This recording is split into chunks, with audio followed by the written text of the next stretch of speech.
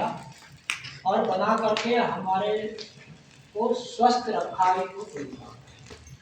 ऐसा नहीं है कि परमात्मा कहीं हमें बीमार देता है, ऐसा नहीं है, बल्कि बीमार तो हम अपने कारणों से होते हैं। आवक पदार्थ खाने से, मौसम के अनुसार न खाने से, विपरीत खाने से और अनर्गल खाने से, पीने से और रहने से। आपको नंगा रंग लगेगा सर्दी के मौसम में, सर्दी लग जाएगी उसको। तो ऐसे ही हमारे कारणों से हम अस्वस्थ होते हैं। परमात्मा हमको क्या करता है, स्वस्थ रखना चाहता है, सुखी रखना चाहता है, संपन्न रखना चाहता है, कुशल रखना चाहता है। और हम अपने कारणों से ही दुखी रहते हैं। परमात्मा हमको दुख देना नहीं चाहता है, परमात्मा हमको सुखी चाहता है। तो अभी पाठशाला में सर्वे भवन्तु सुखिनः सर्वे सन्तु निरामयाः सर्वे भद्राणि पश्यन्तु मा कश्चित् दुर्भगः। तो यानी केवल मंत्र पाठ करने से या श्लोक के पाठ करने से या प्रार्थना करने से कोई सुखी नहीं हो जाता। ये तो एक विचार है और विचार के अनुसार कार्य करने से ही हमको सुख प्राप्त होता है। विद्यार्थी केवल श्लोक पढ़ता रहे और या मंत्र पढ़ता रहे और पढ़ाई नहीं करे तो परीक्षा में पास हो सकता है क्या? परीक्षा में पास नहीं हो सकता। पर पढ़ाई भी करे, परीक्षा में लिख करके नहीं आए प्रश्न का उत्तर तो भी पास नहीं हो सकता। तो इसीलिए क्या है, हम जैसी प्रार्थना करें वैसा काम भी हम करें, कर्म भी वैसा ही करें। यदि हमने प्रार्थना की है और कर्म उसके विपरीत किया है तो फल नहीं मिलेगा, उल्टा फल मिलेगा। जैसी प्रार्थना हम करते हैं वैसा ही कर्म करें, जैसा हम कर्म करें वैसी ही प्रार्थना करें। गेहूँ बोएंगे तो क्या मिलेगा? गेहूँ। आम का पौधा लगाएंगे तो क्या मिलेगा? आम। पेड़ सब एक मिल सकता है लेकिन मिलेगा वही जो हम बोएंगे। तो इसी प्रकार से जैसे हम प्रार्थना करते हैं वैसा ही हमको कर्म करना चाहिए। अब यहाँ हवन किया हमने तो प्रत्येक जगह पर सारे ब्रह्मांड में नेगेटिव ऊर्जा और पॉजिटिव दो प्रकार की ऊर्जा होती है। एक नेगेटिव ऊर्जा होती है और एक पॉजिटिव ऊर्जा होती है। तो पॉजिटिव ऊर्जा जहाँ पर अधिक होती है वहां पर यदि कोई नेगेटिव ऊर्जा का संचरण करता है तो नेगेटिव ऊर्जा वहां अधिक हो जाती है, पॉजिटिव ऊर्जा वह कम हो जाती है। इसी प्रकार से हमारे घरों में भी जहाँ सालों सालों हवन नहीं होते, कई कई वर्ष हवन नहीं होते, कभी हवन नहीं होते, कभी सुगंधी नहीं होती, तो वहाँ क्या हो जाती है, नेगेटिव ऊर्जा वास कर जाती है। लोगों को लगता है इसमें तो भूत प्रेत है, इसमें तो कोई आत्मा रहने लगी है। ऐसा लगता इसलिए है कि वहाँ पर कुछ उल्टा सीधा होता रहता है, वहाँ कोई भी फलता फूलता नहीं है। तो इसलिए क्या करना है, इस नेगेटिव ऊर्जा को हमें हवन करके कहाँ निकाल देना है, बाहर निकाल देना। वो छिन्न भिन्न होकर के जो नेगेटिव ऊर्जा थी, यहाँ पर जो गंदगी थी, जो दूषित वायु थी, वो हवन से छिन्न भिन्न होकर के कहाँ चली जाती है, इस ब्रह्मांड में बाहर निकल जाती है और यहाँ पर पॉजिटिव ऊर्जा आनी प्रारंभ हो जाती है। जिस प्रकार से कोई शीशे का बैग बना ले और उसमें हवा भी प्रवेश न करे, ऐसा प्रयास करते हैं, या उसमें इतनी गंदगी भर जाए पहले से उसमें जगह ही नहीं हो तो वहाँ आएगी कोई अच्छी ऊर्जा नहीं। तो ऐसे ही यहाँ पर जब ये नेगेटिव ऊर्जा छिन्न होकर के हवन के माध्यम से बाहर तो शुद्ध वायु निकल जाती है तो शुद्ध वायु प्रवेश कर जाती है। फिर हमारे वहाँ बैठने में मन लगने लगता है, रहने में मन लगने लगता है और अनेक अच्छी अच्छी बातें वहाँ पर होने लग जाती है। कब? जब हम उस दूषित वायु को किसी भी प्रकार से बाहर निकाल देते हैं। तो हमने अभी यज्ञ करके यहाँ पर शुद्धि की, पवित्रता की, यानी कि अब स्नान करते हैं तो किससे करते हैं? जल से। शरीर की शुद्धि किससे होती है? जल से। अंतःकरण की शुद्धि किससे होती है? प्राणायाम से। ऐसे ही ये बाहर की शुद्धि, ब्रह्मांड की शुद्धि किससे होती है?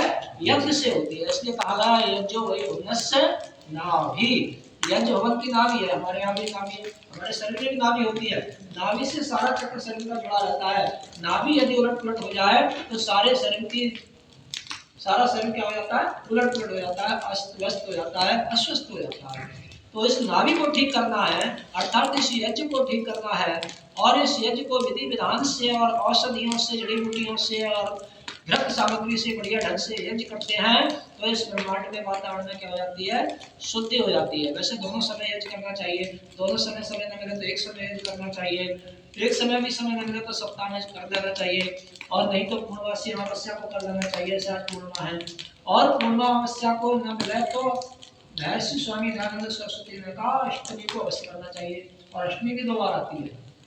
अष्टमी भी 2 बार आती है। ऐसे पूर्णिमा अमावस्या महीने में 2 बार आती है, ऐसे अष्टमी भी 2 बार आती है। एक शुक्ल पक्ष में आती है और एक कृष्ण पक्ष में आती है। अगर बिल्कुल ही व्यवस्था ना हो, बिल्कुल भी ना कर पाए तो अष्टमी की तिथि तय करना, तो अष्टमी को तो अवश्य ही करें। इससे क्या है, महीने में 2 बार हवन हो जाना चाहिए। जहाँ पर भी हम रहते हैं उसमें दूषित वायु को बाहर निकालने के लिए हम हवन करते रहें। दोनों समय करते हैं तो ठीक बात है, नहीं कर सकते दोनों समय के एक समय कर लें, और नहीं तो यदि जब सप्ताह में करें या 15 दिन में करें तो इतनी आहुतियाँ हमारी प्रतिदिन की बनती हैं, उस हिसाब से अधिक मात्रा में हमको हवन करना चाहिए। उतनी आहुतियाँ बढ़ा लेनी चाहिए। तो इससे वैसे बहुत अच्छा तो नहीं होता, बहुत अच्छा तो वही है, प्रतिदिन सफाई करेंगे, प्रतिदिन झाड़ू लगाएं और 8वें दिन लगाएं, 15 दिन में लगाएं, महीने में लगाएं, तो उससे ऐसे फर्क पड़ जाता है। जैसे बहुत गंदगी बढ़ जाती है, इसी प्रकार से भी गंदगी बढ़ जाती है।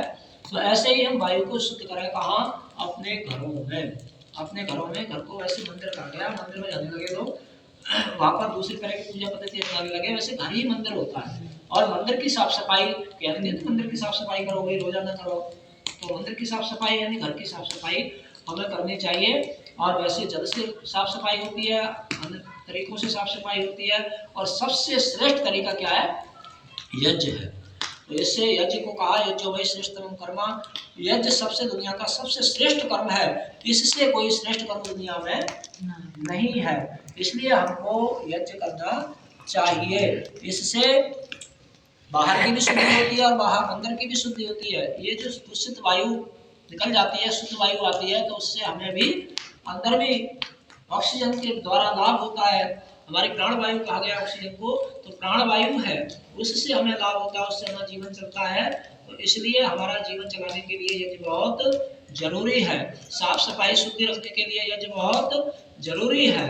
और अपनी पूजा पद्धति का जो वैज्ञानिक साइंटिफिक और वैदिक तरीका है, वो बिल्कुल सही तरीका क्या है? यज्ञ है। देवताओं को प्रसन्न करना चाहते हैं तो क्या करें? यज्ञ करें। हम सुखी रहना चाहते हैं तो क्या करें? यज्ञ करें। संतान प्राप्ति करना चाहते हैं तो यज्ञ करें। पुत्र प्राप्त करना चाहते हैं तो पुत्रेष्टि यज्ञ करें।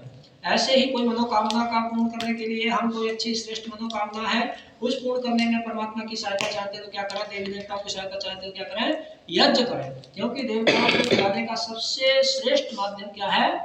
यज्ञ है। यज्ञ मुखा अग्नि, देवताओं का जो मुख है वो क्या ब्राह्मण ग्रंथों में बताया गया? अग्नि है। अग्नि में चढ़ाते हैं। हम भी कुछ खाते हैं तो कहाँ डालते हैं? मुख में डालते हैं। इसी प्रकार से देवताओं को यदि खिलाना चाहते हैं तो कहाँ डालें?